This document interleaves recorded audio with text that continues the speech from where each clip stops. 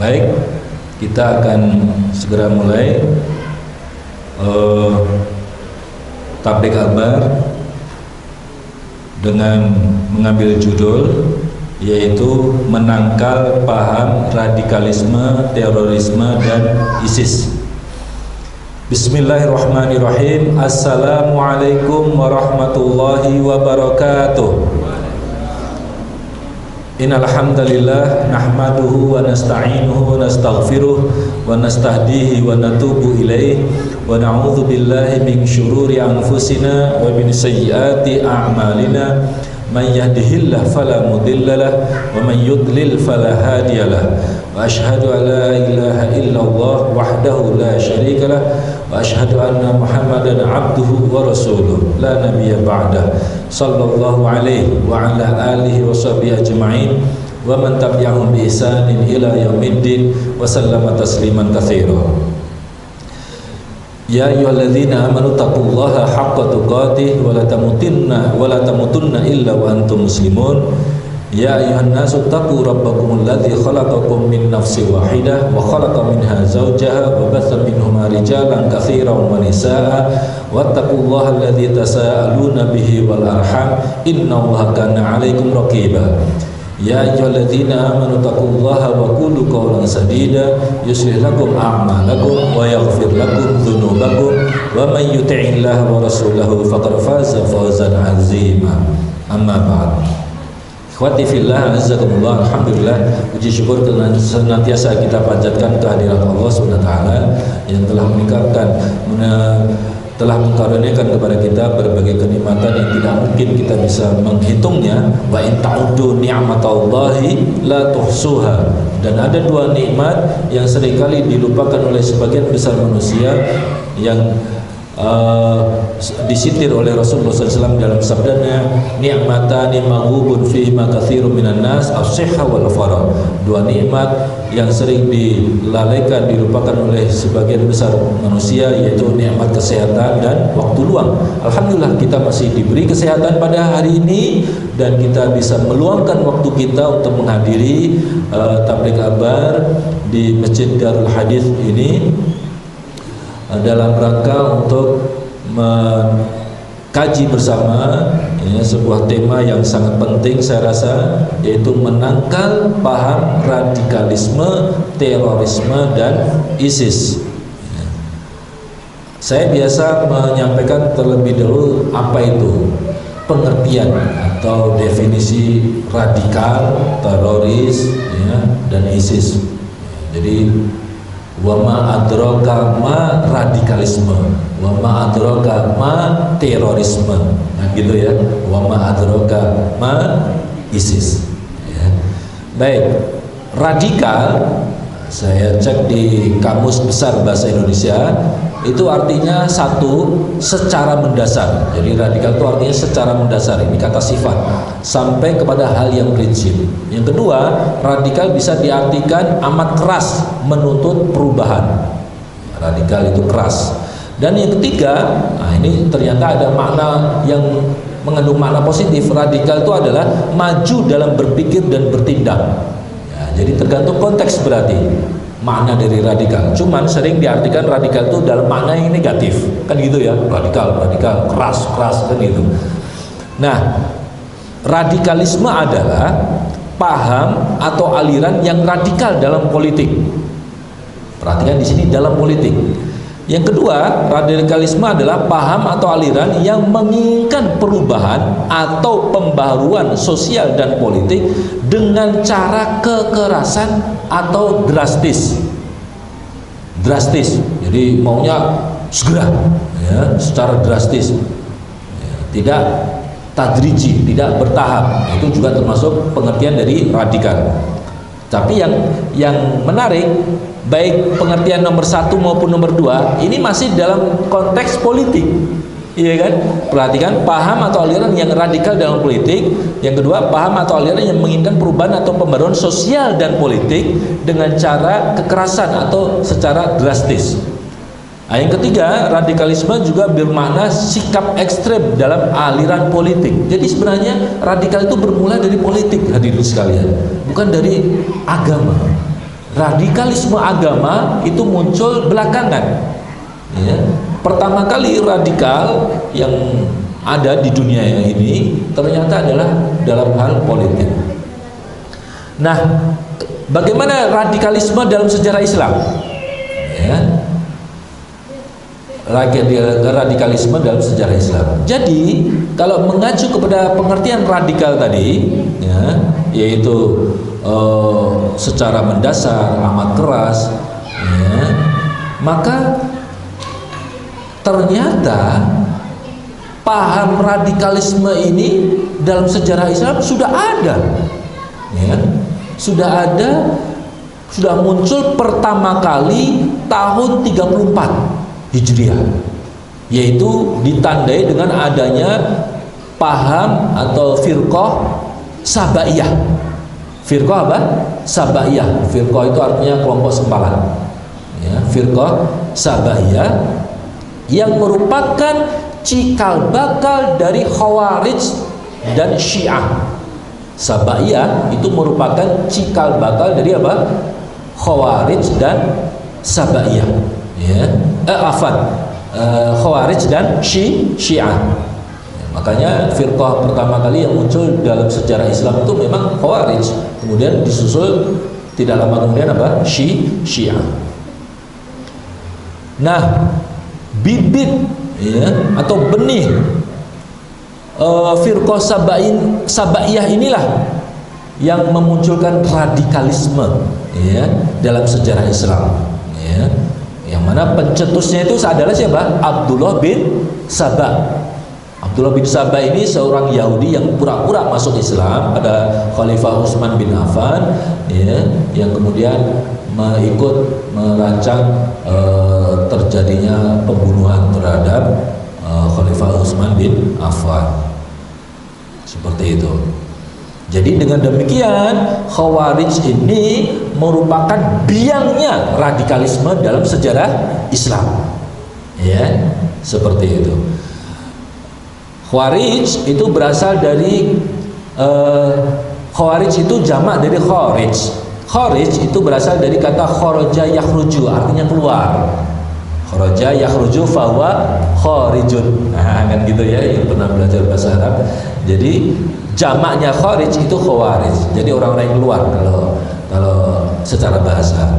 Nah, sedangkan yang dimaksud adalah Khawarij itu adalah sebuah firqah yang mereka keluar dari kepemimpinan Khalifah Ali bin Abi Thalib. Khalifah siapa? Ali bin Abi Thalib tatkala Khalifah Ali mengadakan perundingan atau perjanjian At-Tahkim namanya. Perjanjian apa? At-Tahkim, peristiwa At-Tahkim ini pasca perang Siffin ya waktu itu. Di mana Khalifah Ali bin Abi Thalib itu mendelegasikan, ya, Abu Musa al-Asy'ari untuk melakukan perjanjian perdamaian dengan pihak gubernur Syam waktu itu, yaitu Muawiyah bin Abi Sufyan, yang mengutus mediator yang bernama Amr bin As, ya, Al-Amr bin As. Nah, perjanjian ini ditentang oleh siapa? Khawarij ini, ya, sehingga mereka kemudian keluar, ya, dari kekhalifahan Ali bin Abi Thalib. Jadi benih Khawarij ini mulai tumbuh semenjak munculnya protes dari apa yang disebut dengan Dzul Khuwairisah, ya, Dzul Khuwairisah terhadap Rasulullah SAW. Ya, Dzul Khuwairisah ini pernah protes, ya, kepada Rasulullah SAW yang dengan mengatakan, "I'dil ya Rasulullah, berlaku adilah engkau ya Rasulullah." Ya, jadi sebenarnya ternyata benih-benih Khawarij ini sudah ada sejak zaman siapa? Rasulullah SAW. Ya, seperti itu.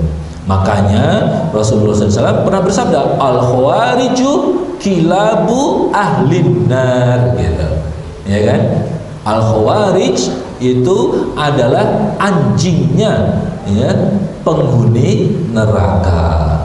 Ini menunjukkan apa? Hinanya di mata Allah, ya, kaum Khawarij ini. Nah, di sini sahih disahihkan oleh Syekh Al-Albani dalam Zilalul Jannah. Kemudian Nabi juga menggambarkan bahwa Khawarij itu ya yamrukuna minad din kama yamruku saham minar ramiyah thumma la ya'uduna fihi hatta ya'uda saham ila fuqih. Ya.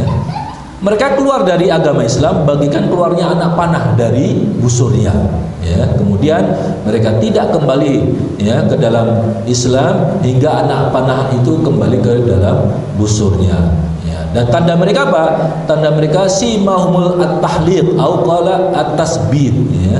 Salah satu tanda mereka, walaupun ini tidak identik ya, tidak otomatis, itu mereka suka membotak kepala. Ya. Dan dengan membotak dengan tidak ada hubungannya dengan tahallul gitu loh. Ya, sehari-hari dibotain aja ya, atau sangat botak ya, tasbih ya. Ya. Kecuali kalau ada apa namanya, ada penyakit di kepalanya, terus baru disarankan untuk dibotak oleh dokter, ya itu gak ada masalah ya, karena tidak otomatis orang yang botak itu identik dengan Khawarij. Sekarang ciri-ciri Khawarij, nah ini yang penting sebagai cikal bakal apa tadi? Radikalisme. Yang pertama, mudah memberontak. Ini ciri pertama, mudah apa? Memberontak. Yang kedua, keluar dari taat pada pemimpin kaum muslimin.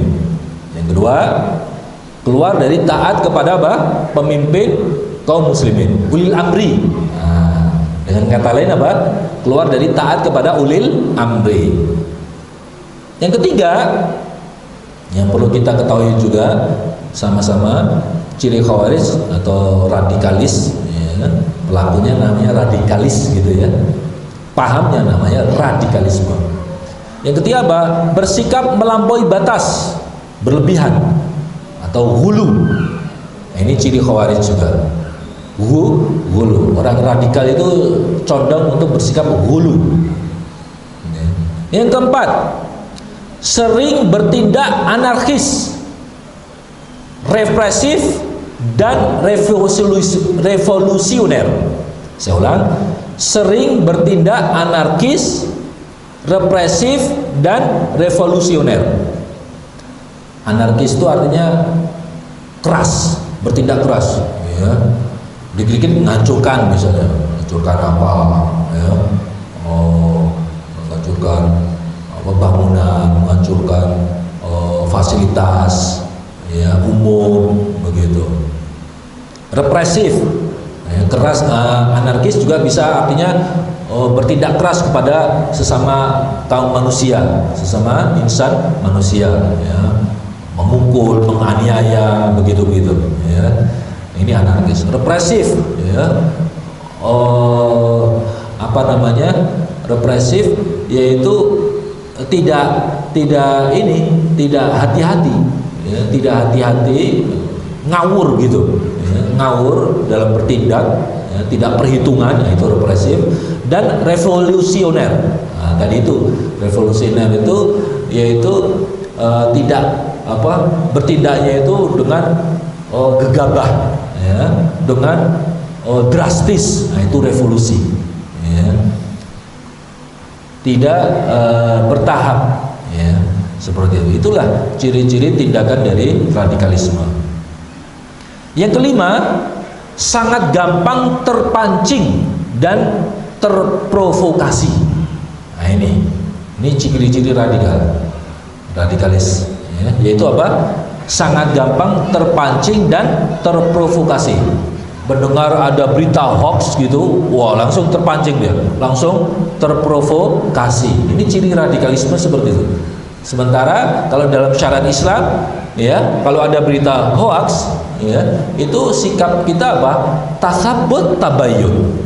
Tasabbut tabayyun. Tasabbut itu artinya tidak tergesa-gesa, ya, hati-hati dalam menerima berita yang nggak lazim, yang diduga hoax, ya. Dan tabayun yaitu check and recheck, ya, diperiksa kebenaran berita itu. Ya, itulah sikap Ahlussunnah wal Jamaah, itu harusnya begitu dalam berita hoax, ya, atau sering diucap dengan hoax begitu. Jadi tidak mudah terpancing, tidak mudah terprovokasi, ya, seperti itu. Kalau orang yang radikal itu biasanya mudah terprovokasi, dia mudah terpancing, ya, untuk kemudian tersulut emosinya sehingga terus melakukan tindakan-tindakan anarkis, represif dan lain sebagainya. Yang keenam, yang terakhir, ciri khas dari khawarij atau radikalis yaitu kasar dan licik perangainya. Kasar dan licik perangainya. Nah ini, padahal dalam Islam itu diperintahkan untuk senantiasa dikedepankan apa? Sikap lemah lembut. Iya kan? Rasulullah SAW bersabda apa? Alaikum birrifq. Alaikum birrifq. Dalam riwayat lain, alaikum bitahadni. Gitu ya. Jadi kalian itu wajib untuk mengedepankan sikap lemah lembut. Bayangkan, lawang Allah saja memerintahkan kepada Nabi Musa dan Harun untuk mendakwahi dedengkotnya kafir di muka bumi ini, kafir kelas kakap di muka bumi ini. Siapa itu? Fir'aun, Raja Fir'aun, yang memerintahkan kepada Nabi Musa dan Harun untuk mengucapkan kata-kata dalam mendakwahinya itu dengan kata-kata apa? Lembut, lemah, lembut. Ini padahal yang dihadapi itu dedengkotnya orang kafir kelas wahid, ya, yang berani mengatakan apa? Mendeklar dirinya ana rabbukumul a'la wa qala ana rabbukumul a'la. Aku ini adalah Rabb kalian, Tuhan kalian yang maha tinggi. Itu kita Nabi Musa dan Harun pun disuruh dengan mengucapkan kata-kata yang lemah lembut. Wa qula lahu qawlan layyinan la'allahu yatadzakkaru au yakhsha. Ya, wa qula lahu, katakanlah ya, oleh kalian berdua, ya, kepadanya, yaitu kepada Fir'aun maksudnya, dengan ucapan kata-kata yang layyin, yang lembut, lemah lembut, ya, agar siapa tahu, ya, dia menjadi ingat dan menjadi takut kepada Allah. Nah, jadi dengan demikian seorang yang radikal itu adalah orang yang suka kasar dan licik perangainya, ya, sehingga yang hal itu biasanya disebabkan oleh nalarnya yang pendek, ya, yang rendah, ya, akalnya yang pendek, ya, seperti itu. Baik, selanjutnya sebab munculnya radikalisme. Apa sebabnya? Ini kita perlu tahu akar masalahnya itu dari mana. Yang pertama, adanya penjajahan terhadap negara-negara muslim. Ya, ini berdasarkan fakta empiris, ya. Itu ternyata sebab munculnya radikalisme yang pertama, ya, adalah adanya penjajahan terhadap negara-negara muslim. Karena faktanya memang radikalisme, terorisme pelakunya itu orang kafir. Faktanya demikian, yang mereka itu menjajah, mencaplok negeri-negeri muslim. Contohnya mana? Contohnya seperti Palestina, Irak, ya, Suriah, Afghanistan, ya kan? Itu kan negara-negara muslim itu. Tapi dicaplok, ya, dikuasai oleh kaum kufar, ya, Yahudi, ya, Amerika menguasai Irak, Suriah, ya, Afghanistan dikuasai oleh Soviet waktu itu, ya. Sehingga akhirnya dari situlah terus memunculkan sikap radikalis, ya, perlawanan begitu kepada penjajah itu. Yang kedua, penindasan terhadap umat Islam di berbagai belahan dunia yang mayoritas, ya, penduduknya itu kafir. Saya ulang, penindasan terhadap umat Islam di berbagai belahan dunia, ya, yang mayoritas penduduknya kafir.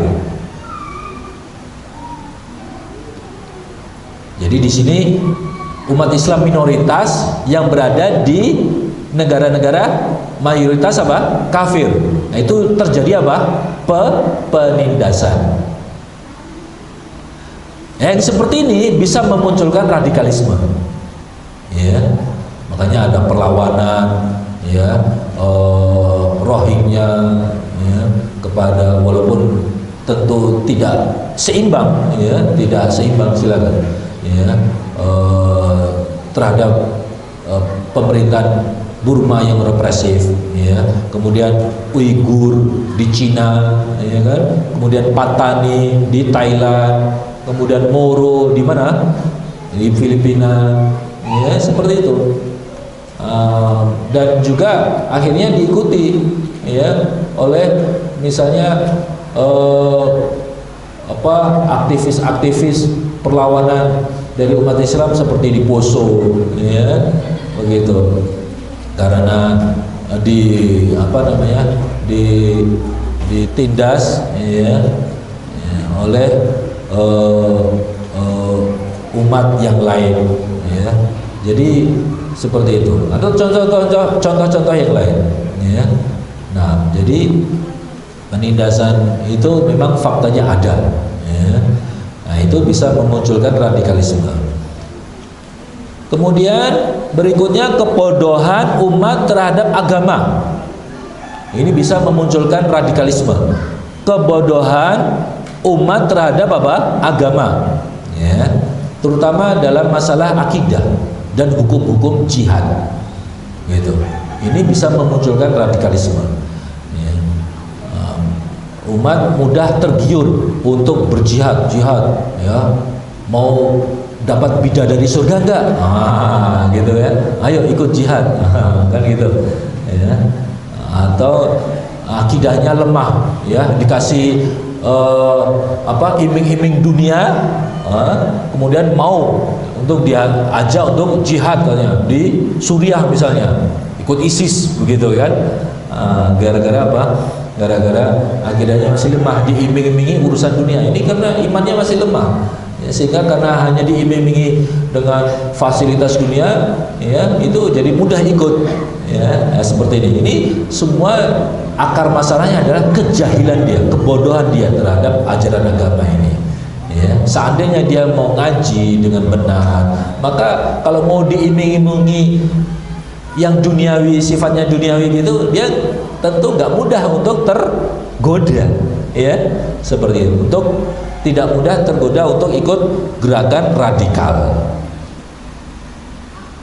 Kemudian sebab yang berikutnya yaitu jauh dari bimbingan ulama. Jauh dari bimbingan ulama dalam mempelajari dan memahami ajaran agama. Nah, ini penting.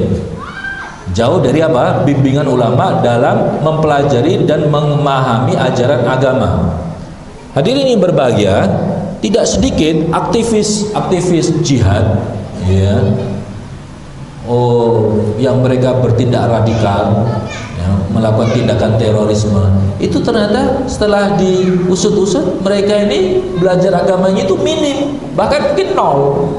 Kalau toh mereka belajar agama itu jauh dari bimbingan ulama ya, tetapi hanya melalui apa? Doktrin-doktrin aja dari si instrukturnya itu ya, dari si instrukturnya itu ya, murabbi istilahnya. Nah, ya kan, murabbi, dimana dia bekali ajaran secara singkat ya, dengan sistem karbitan gitu, sehingga terus langsung diterbitkan, diorbitkan menjadi seorang jihad ya, seorang pengantin istilahnya gitu ya, seorang pengantin ya, untuk bisa mendapatkan bidadari surga gitu. Nah, itulah, itu mereka mempelajari agama itu dengan sistem itu, tidak di bawah bimbingan siapa?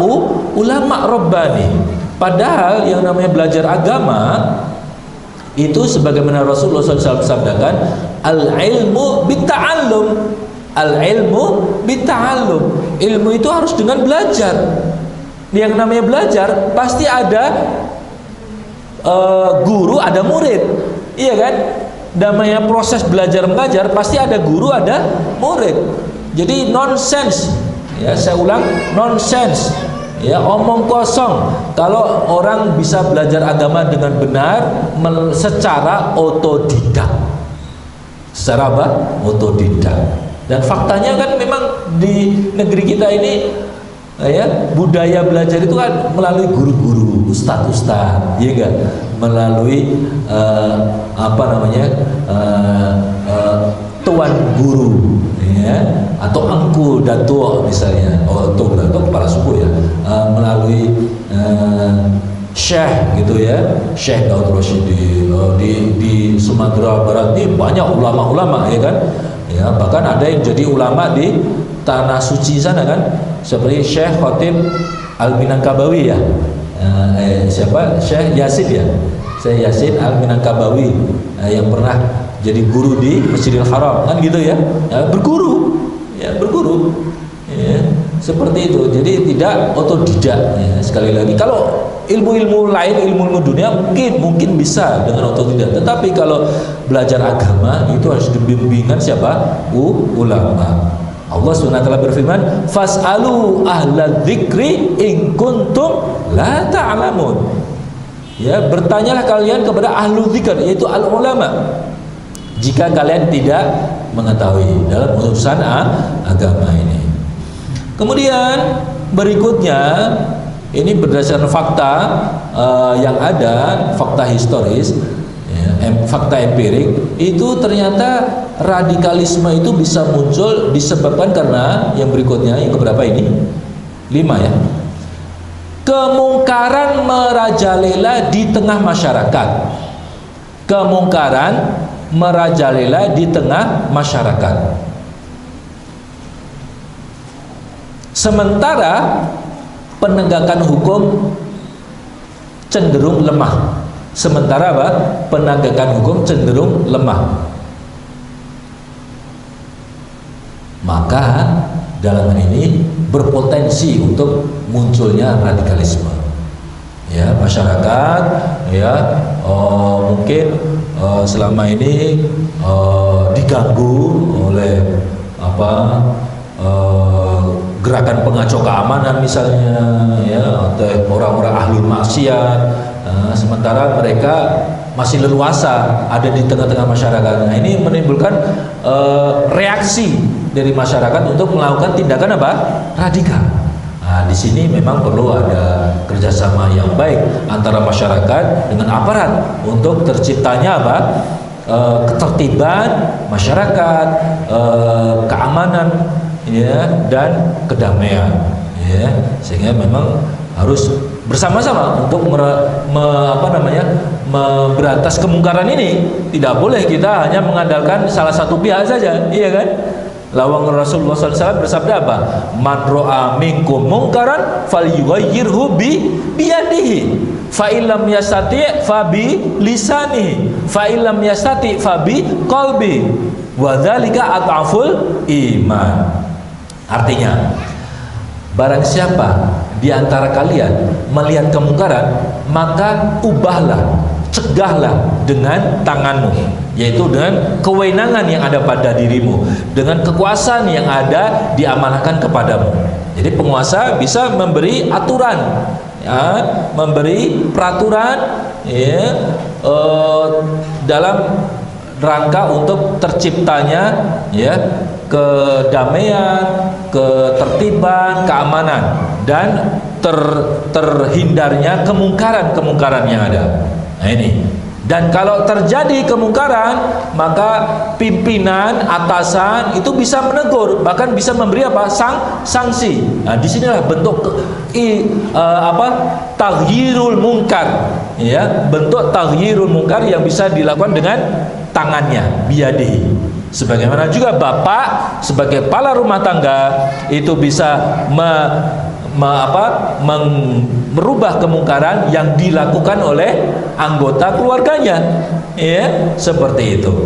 Nah, kalau tidak mampu, maka dengan lisan, Ya, seperti tugas para dai, para ustadz, para khotib, para ulama, para kiai, ya, untuk menyampaikan secara lisan, memberitahukan, memberi tausiah, ya, kepada masyarakat luas, ya, tentang berbagai kemungkaran ini, bahwa ini adalah sebuah kemungkaran yang harus dijauhi, yang mana kalau pelakunya melakukannya maka dia akan berdosa dan akan dihisab yaumil qiyamah, kan begitu, ya, sehingga diharapkan maka mereka bisa menjauhi kemungkaran itu dengan izin Allah Subhanahu wa taala.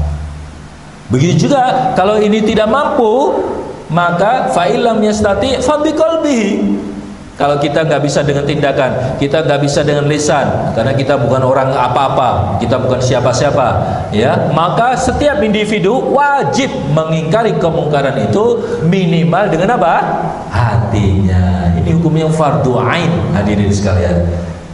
Ya, dengan cara apa? Kita membenci perbuatan mungkar itu, ya, sehingga dengan demikian kita tidak ikut-ikutan, ya, tidak ikut-ikutan dengan melakukan perbuatan kemungkaran yang sama, ya, sehingga dengan demikian maka akan tereliminir kemungkaran itu, tidak menyebar kemana-mana, ya, terkarantina, tereliminir, ya, sehingga tidak ditiru, tidak diikuti oleh para ahli mungkar yang lain, ya, atau menciptakan kemungkaran-kemungkaran yang lainnya. Karena kalau kemungkaran ini merajalela, itu bisa jadi radikalisme itu muncul, ya, karena ketidakpuasan atau sebagai reaksi dari adanya kemungkaran yang merajalela, yang tidak bisa ditanggulangi, ya, di tengah-tengah masyarakat.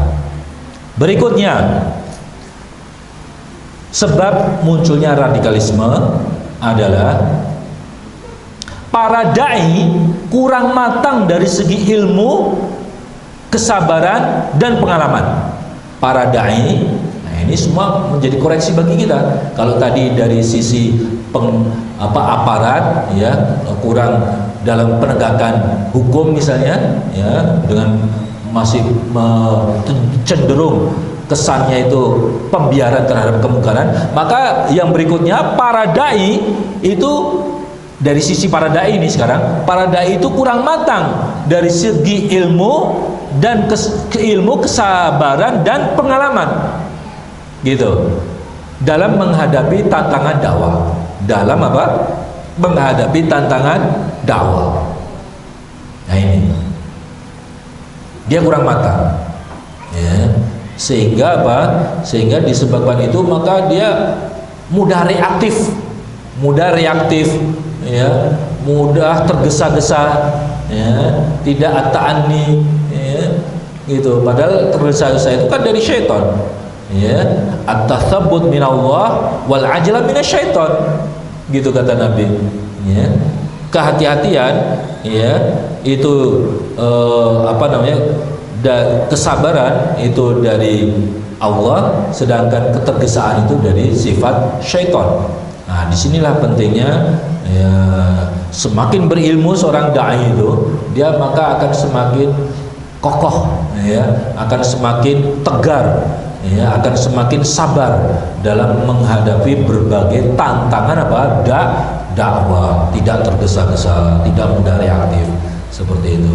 Nah, sehingga kalau sampai dai itu mudah reaktif, mudah teremosi, tersulut emosinya, ini bisa memunculkan radikalisme. Kenapa? Karena dai-dai ini kan panutan ini, ya, dai-dai ini menjadi panutan umatnya, pengikutnya, sehingga apa, dengan mudahnya dia memobilisasi, gitu, ya, pengikutnya untuk melakukan tindakan radikal. Sekarang upaya menangkal radikalisme.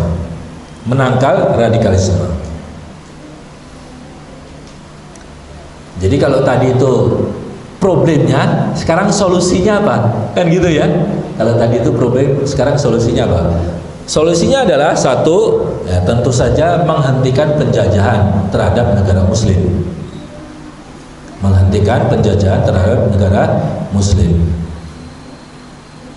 Dua, menghentikan penindasan terhadap umat Islam di negara mayoritas kafir, ya.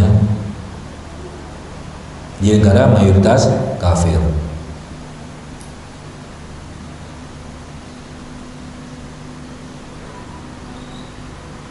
Yang keempat, menanamkan akidah dan manhaj yang benar kepada umat. Menanamkan akidah dan manhaj yang benar. Manhaj itu artinya metode beragama. Manhaj itu apa? Metode beragama yang benar kepada umat, terutama generasi muda. Ini yang ketiga, terutama generasi muda.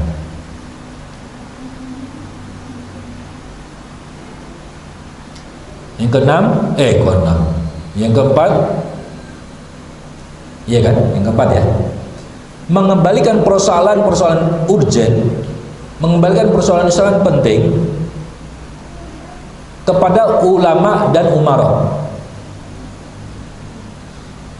Mengembalikan persoalan-persoalan penting kepada ulama dan umara. Jangan kepada orang yang nggak berilmu atau kepada dai-dai karbitan. Nah, ini sekarang ini muncul dai-dai karbitan, ya.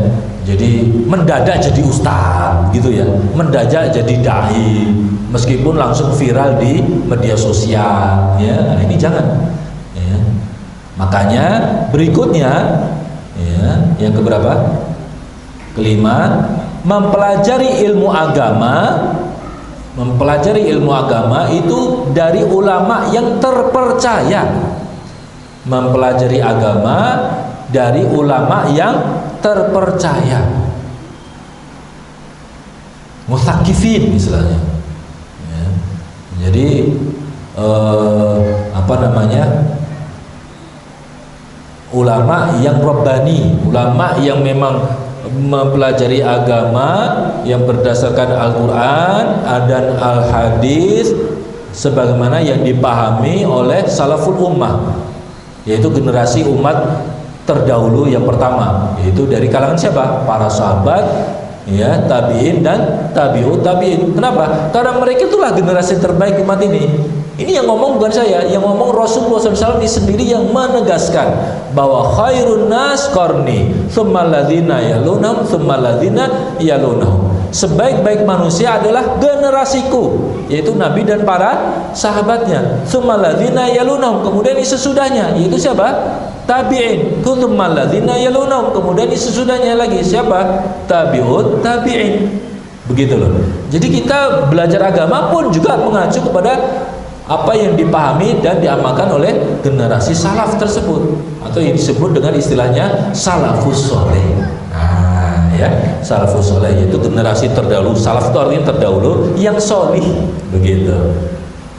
Ya, karena ada juga generasi yang orang yang hidup segenerasi dengan Nabi, tapi nggak solih, malah kafir.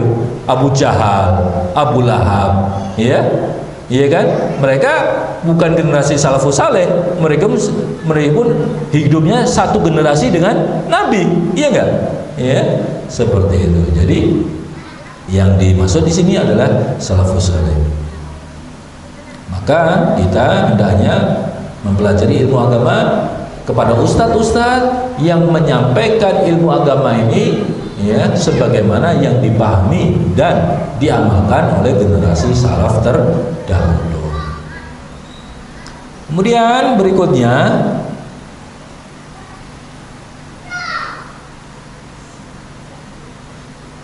kerjasama yang harmonis antara ulama dan umara. Kerjasama yang harmonis antara ulama dan umara dalam pencerahan pemahaman agama. Kerjasama yang harmonis antara ulama dan umara dalam pencerahan pemahaman agama. Nah, ini penting. Jadi antara ulama dan umara itu penguasa, ini perlu ada kerjasama yang harmonis, ya, begitu. Makanya Kombat Pol, ya, ini perlu ini ikut andil ya untuk menciptakan harmonisasi ya antara ulama dan umarok ini ya, seperti itu dengan masyarakat ya, dengan masyarakat secara luas. Dan yang terakhir ya, perhatian orang tua terhadap pendidikan agama anak-anak. Nah, ini termasuk penangkal radikalisme juga. Perhatian orang tua terhadap pendidikan anak-anak. Ya, nah ini penting. Karena ternyata banyak orang anak-anak atau remaja atau generasi muda itu ikut-ikutan ya pemahaman radikalisme itu ternyata disebabkan karena apa? Orang tuanya kurang dalam mendidik agama terhadap anak-anaknya tersebut. Ya, kurang. Mereka hanya mengandalkan pendidikan agama itu di sekolah. Yang jelas-jelas itu tidak cukup. Iya kan? Tidak cukup. Ya, kita tahu sendiri dulu kita belajar agama ya seminggu itu paling berapa? 2 jam. Iya kan? Mana mungkin ya kebutuhan agama hanya dicukupkan dengan 2 jam pelajaran ya dalam seminggu. Ya. Lawang Imam Ahmad bin Hanbal, seorang imam nih, kita tahu semua termasuk salah satu imam mazhab yang 4, itu mengatakan kebutuhan seorang akan ajaran agamanya itu melebihi daripada kebutuhan manusia untuk menghirup nafasnya. Bayangkan, saya ulang, kebutuhan manusia untuk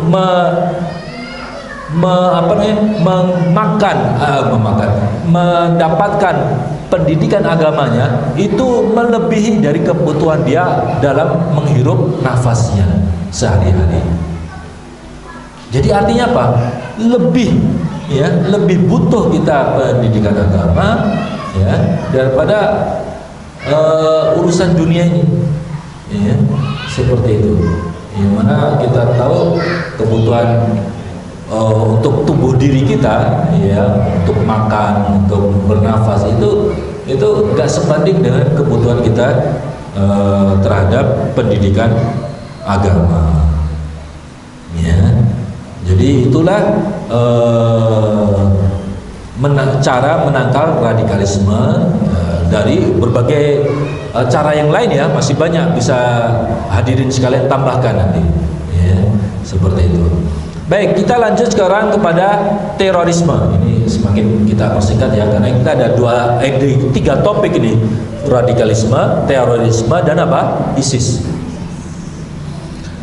Sekarang menginjak kepada terorisme, pengertiannya dulu. Ya.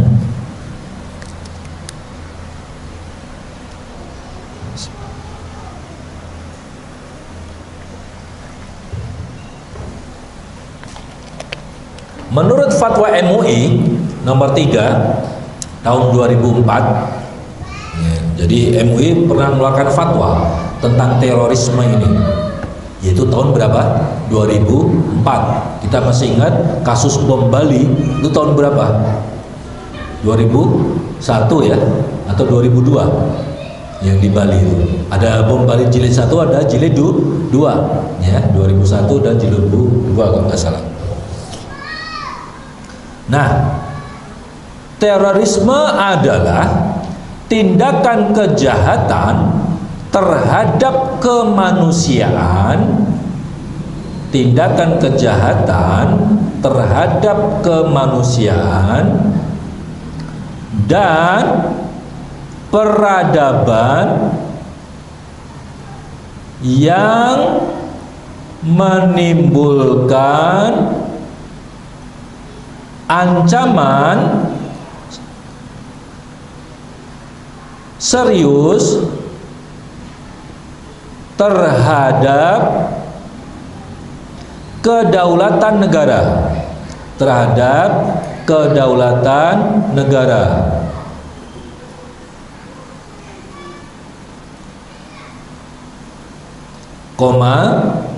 bahaya terhadap keamanan bahaya terhadap keamanan, perdamaian dunia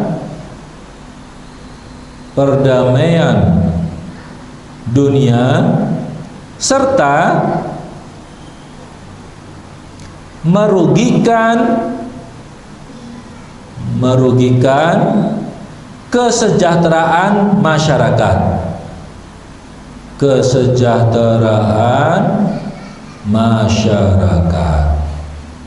Nah, itulah terorisme. Saya ulang ya, ini karena definisi yang lengkap, jadi sebaiknya dicatatnya juga dengan lengkap.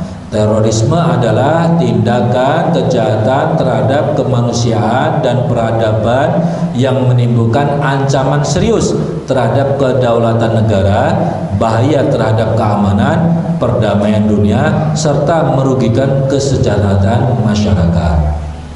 Jadi ternyata berbagai aspek, ya, terorisme itu bisa mengancam kedaulatan negara. Ya, contoh seperti negara Palestina, ya,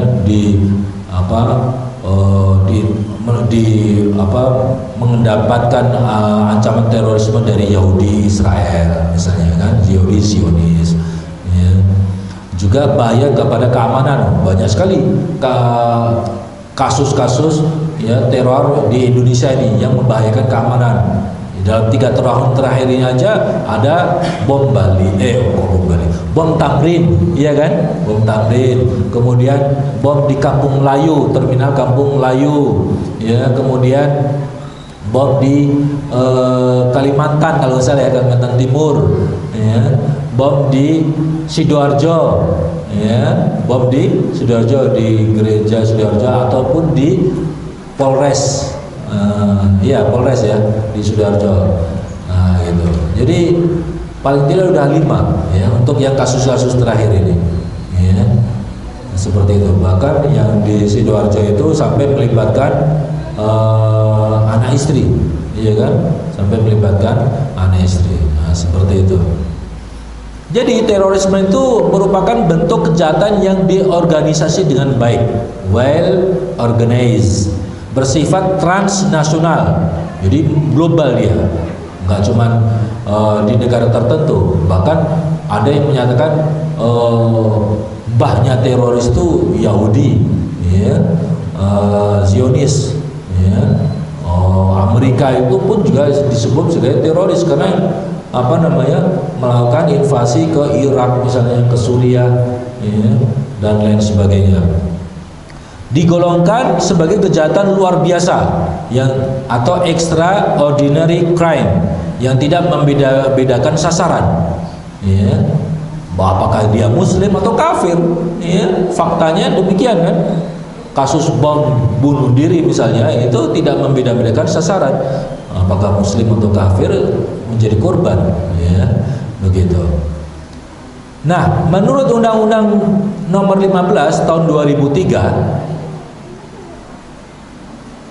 Undang-Undang Nomor 15 Tahun 2003 dinyatakan pasal 6, ya, bab 3 pasal 6, setiap orang dipidana karena melakukan tindak pidana terorisme jika setiap orang dipidana karena melakukan tindak pidana terorisme jika 1. dengan sengaja menggunakan kekerasan atau ancaman kekerasan. Dengan sengaja menggunakan kekerasan atau ancaman kekerasan. Ini yang pertama.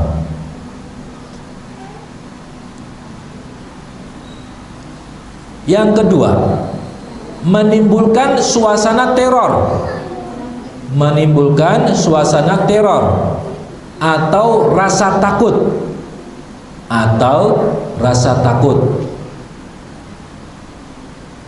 Terhadap orang secara meluas, terhadap orang secara meluas.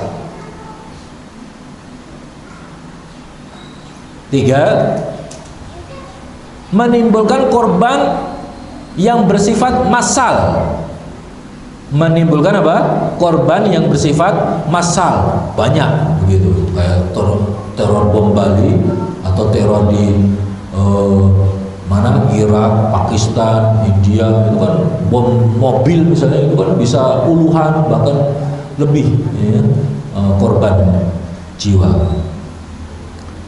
Juga tentara Zionis Israel itu membunuhi rakyat Palestina ya, itu setiap hari ya, sudah berapa ya, puluhan, belasan, kalau dikumpulkan bisa sudah ribuan.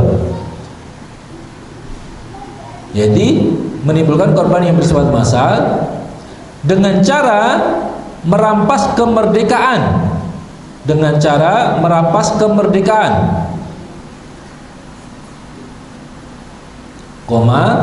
menghilangkan nyawa dan harta benda, menghilangkan nyawa dan harta benda orang lain,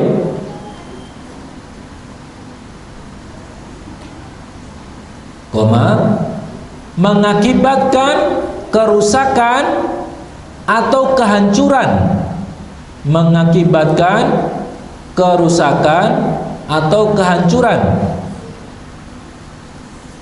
terhadap objek-objek vital, terhadap objek-objek vital yang strategis, atau lingkungan hidup,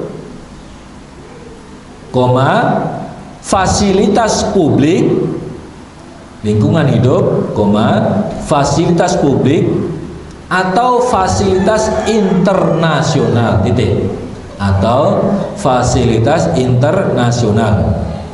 Ini karena bunyi pasalnya seperti ini, maka saya kutip ya apa adanya. Ya. Nah, itulah yang disebut dengan tindak pidana apa? Terorisme, TPT. Ya. Makanya Majelis Ulama Indonesia itu pernah membuat tim penanggulangan terorisme. Ya, TPT juga singkatannya ya, tim penanggulangan apa? Terorisme, sebagai tindak lanjut dari fatwa MUI ya nomor 3 tahun 2004 tentang apa? Terorisme, yang kemudian waktu itu kita bekerja sama dengan BNPT, Badan Nasional Penanggulangan ya Terorisme ya, yang dulu diketuai oleh Pak Ansyad Bay, kemudian Pak Tito juga pernah sebelum jadi Kapolri itu beliau sebagai kepala BNPT, dan juga sekarang dijabat oleh Suhardi Alius. Nah, Suhardi Alius. Iya, Suhardi Alius. Nah, sekarang terorisme dalam perspektif Islam seperti apa? Ya, terorisme dalam perspektif Islam. Terorisme merupakan perbuatan tercela ya, dan terlarang dalam Islam. Ini poinnya. Terorisme merupakan apa? Perbuatan tercela dan terlarang dalam Islam. Apa alasannya? Apa alasannya hadirin sekalian? Iya, karena syariat Islam ini kan datang ya untuk memberikan apa? Maslahat, kemaslahatan, bukan mafsadah. Iya kan? Datang untuk memberikan maslahat dan mencegah mafsadah. Kan gitu. Ya, makanya Islam itu menjaga hifdzuddin, menjaga agama, kemudian hifdzun nasl, menjaga keturunan, hifdzun nafs, menjaga jiwa, nyawa, itu dijaga dalam Islam. Hifdzul mal, menjaga harta, ya. Dan satu lagi apa? Ad-daruriyah al-khams, gitu. Hah? Akal. Nah, iya. Barakallahu fiik. Menjaga akal, ya. Saya ulang, menjaga agama, menjaga jiwa, menjaga keturunan, menjaga harta, dan menjaga akal. Ya, makanya orang yang murtad itu dalam agama Islam, kalau tegak di situ pemerintahan Islam, maka orang yang murtad itu dibunuh. Ya, begitu. Ya, man badalu dinau faqtuluh, kan gitu. Man badal dinau faqtuluh. Ini tentu di negara Islam yang menegakkan syariat Islam, hukum-hukum Islam, maka dibunuh orang yang murtad. Ya, makanya ketika ada orang-orang yang murtad sepeninggal Rasulullah SAW pada khalifah siapa? Abu Bakar As-Siddiq, maka Abu Bakar As-Siddiq apa? Bertekad untuk memerangi mereka. Kalau mereka tetap aja melawan, ya dibunuh, kan gitu. Ya, orang-orang yang murtad dan orang-orang yang tidak mau bayar apa? Zakat. Gitu. Ini dalam rangka apa? Menjaga agama. Kemudian menjaga akal, menjaga jiwa. Ya, makanya dalam Islam ada hukum kisos, ya kan? Kemudian menjaga apa tadi? Keturunan, ya, menjaga keturunan. Makanya bagaimana zina itu dalam Islam, ya, itu dihukum rajam bagi yang sudah berkeluarga, ya kan? Sehingga akan mikir untuk berzina, karena dengan zina itu merusak keturunan, ya enggak? Karena anak hasil zina itu nggak boleh, ya, mendapat nasab, ya, kepada bapaknya, ya, seperti itu. Jadi dia tidak mendapat nasab, tidak mendapat hak wali, ya, begitu, karena hasil zinanya. Ini merusak karena disebabkan merusak keturunan. Kemudian menjaga harta. Makanya orang yang korupsi, ya, yang orang yang mencuri itu sampai dipotong tangan, ya, tentu dengan nilai harta yang dicuri itu sekian, diatur dalam fikih, ya, seperti itu. Nah, kemudian yang terakhir menjaga akal. Makanya Islam melarang yaitu minum khamr, iya kan? Agar akal itu tidak rusak. Karena orang yang minum khamr itu akalnya jadi rusak, ya, akalnya jadi rusak. Ya, sehingga orang yang orang yang akalnya rusak ini, ya, itu bisa jadi disebabkan karena dia minum khamar. Makanya di Islam dilarang. Terorisme itu bisa menumbalkan banyak kerusakan, seperti hilangnya rasa aman, hilangnya harta benda, nyawa kaum muslimin, itu gara-gara terorisme.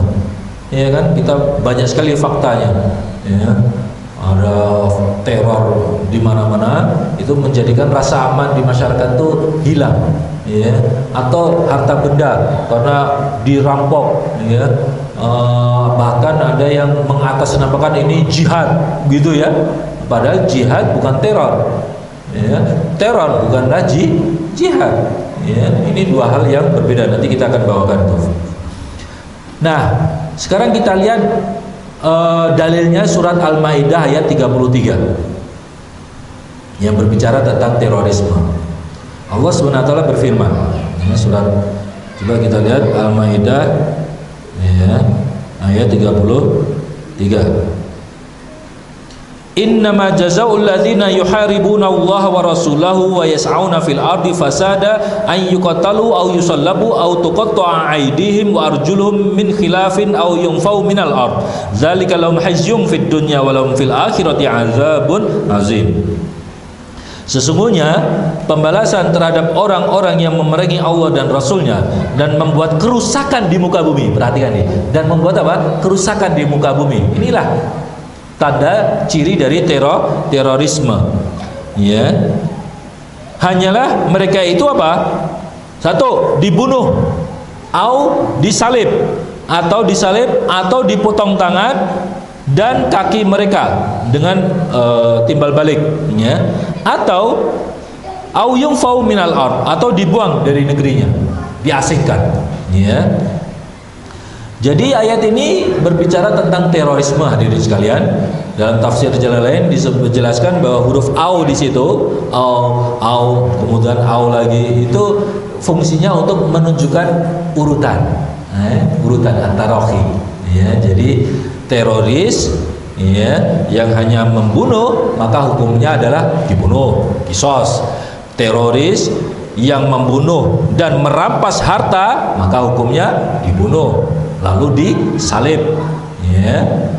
Teroris yang merampas harta, ya, dan tidak membunuh korbannya maka hukumnya apa? Potong tangan, ya, potong tangan. Harta tentu saja dengan nilai sekian, ya. Kemudian teroris yang hanya membuat teror saja, ya, nakut-nakuti, dia tidak membunuh, tidak merampas harta, maka hukumannya apa? Diasingkan dari negerinya, ya. Seperti itu kalau dalam syariat Islam. Dalil yang lain tentang larangan terorisme yaitu hadis Nabi, ya, riwayat Ibnu Majah, ya, hasan hadisnya, la dororo wala diror.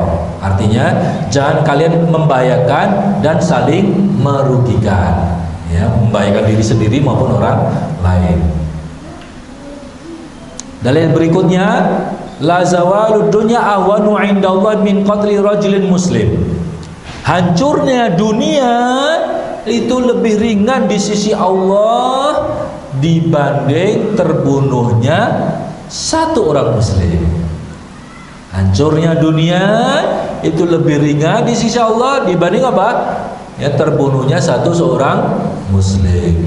Ini menunjukkan mulianya, terhormatnya nyawa seorang muslim, hadirin sekalian. Tidak mudah untuk ditumpahkan darahnya.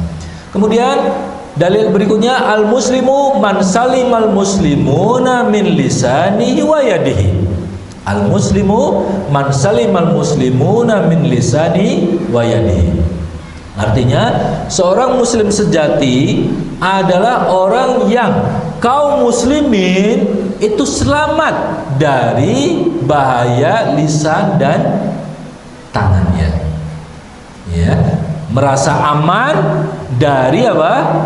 Bahaya lisan dan tangannya. Itulah muslim yang sejati, ya, bukan abal-abal, ya kan, bukan muslim KW atau gadungan. Perhatikan hadis Nabi yang lain, al-imanu bid'un wa sab'una au bid'un wa sittuna syu'bah. Iman itu, ya, ada 70, ya, atau 60 cabang. 70 atau 60 cabang. Fa afdaluha, yang paling utama adalah qaulu la ilaha illallah, ucapan kalimat tauhid yaitu la ilaha illallah, wa adnaha, dan paling rendah adalah imatatul adza anit thariq, yaitu apa? Menyingkirkan gangguan dari jalan. Itu bagian dari iman, hadirin sekalian. Jadi Islam itu mengajarkan kepada umatnya untuk menghilangkan rintangan, gangguan yang ada di jalan. Bayangkan, ya, yang namanya rintangan di jalan saja itu ajaran Islam mengatakan apa? Untuk disingkirkan rintangan itu, ya. Bagaimana mungkin kok kemudian Islam, ya, atau orang yang mengaku Islam, mengaku beriman, malah menaruh bom di jalan, sehingga apa? Sehingga kemudian mengakibatkan terbunuhnya nyawa, ya, manusia, entah itu muslim apa non muslim. Maka ini dia dipertanyakan keislamannya nih, komitmen keislamannya dipertanyakan, ya. Seorang muslim tidak akan mungkin, kalau dia muslim yang sejati, dia tidak akan mungkin, ya, untuk secara sadar, secara sengaja menaruh bom, ya, di jalan agar kemudian bisa mengakibatkan kerusakan, menghilangkan nyawa, ya, banyak orang, ya, seperti itu. Nah, berikutnya, terorisme bukan jihad. Terorisme bukanlah jihad. Aksi-aksi terorisme yang marak, ya, yang marak belakangan ini, itu banyak oleh pelakunya dianggap sebagai apa? Jihad, iya kan? Mereka nggak mau disebut teroris, mereka maunya disebut mujahid, gitu, ya. Nah, sasaran teror mereka, kata mereka nih, itu tidak lepas dari dua sasaran, ya.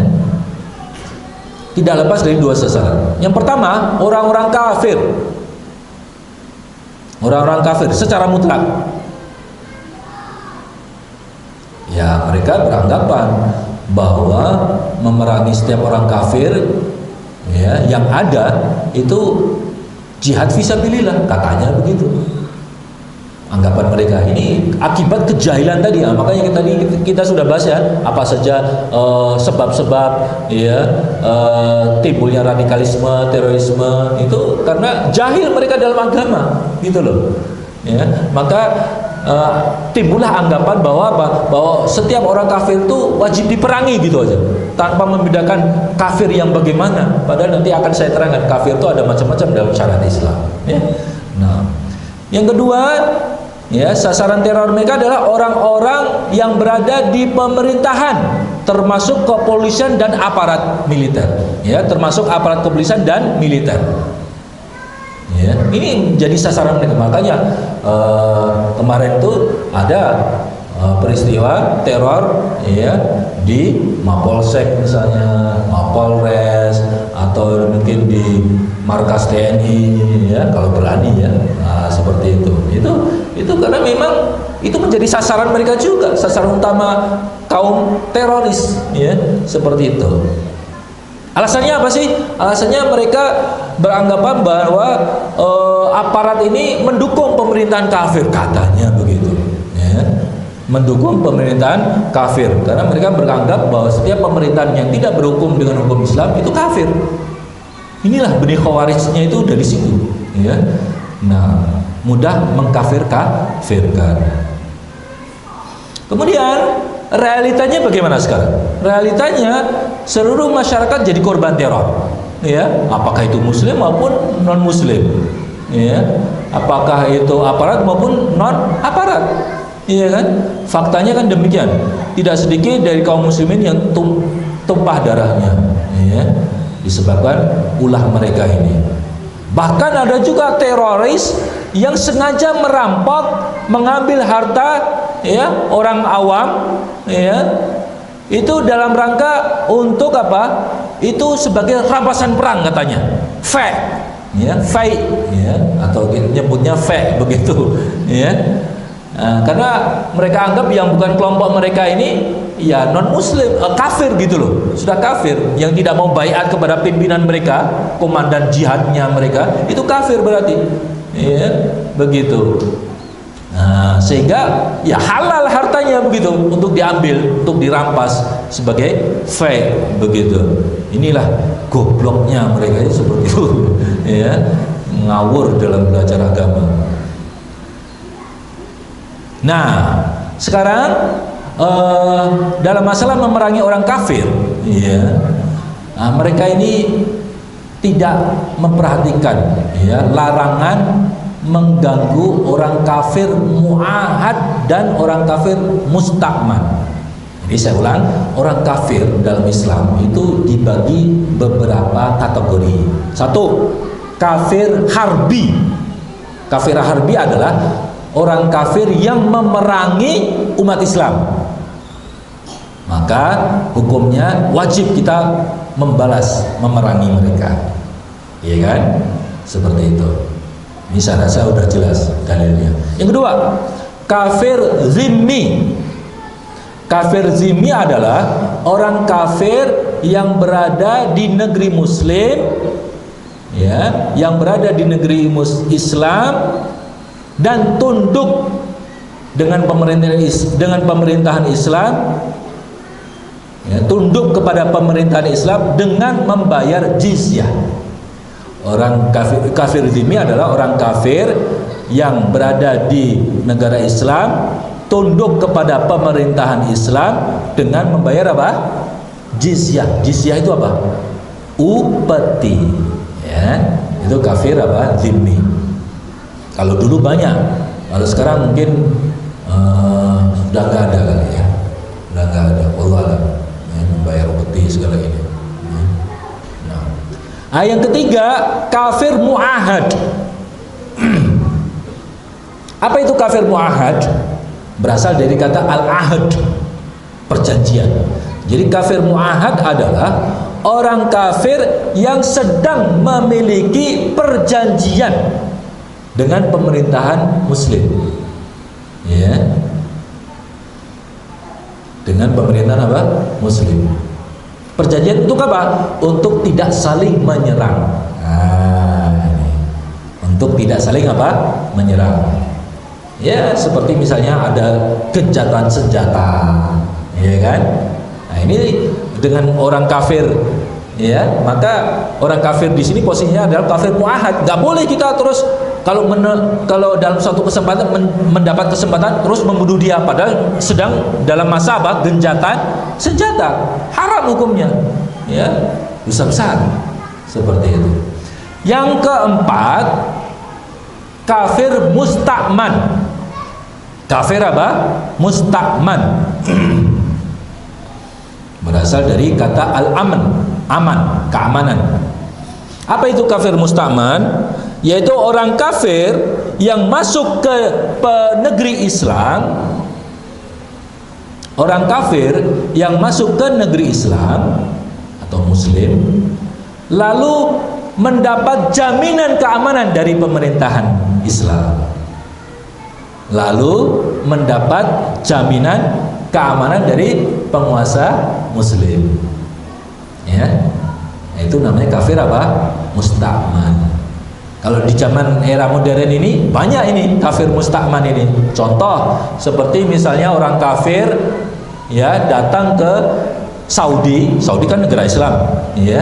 Terus sebelum datang itu dia dapat visa, ya, dapat visa dari pemerintah Saudi untuk datang ke Jeddah misalnya, ya, sehingga dia bisa masuk ke negara Saudi.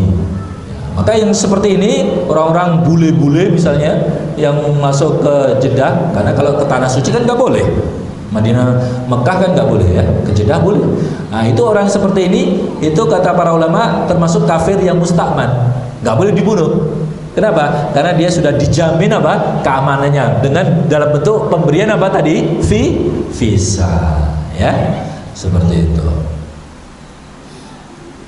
Nah, ini ya, Rasulullah SAW pernah memberi ancaman terhadap orang yang membunuh kafir muahad, ataupun dalam firman Allah juga dilarang untuk membunuh kafir musta'man.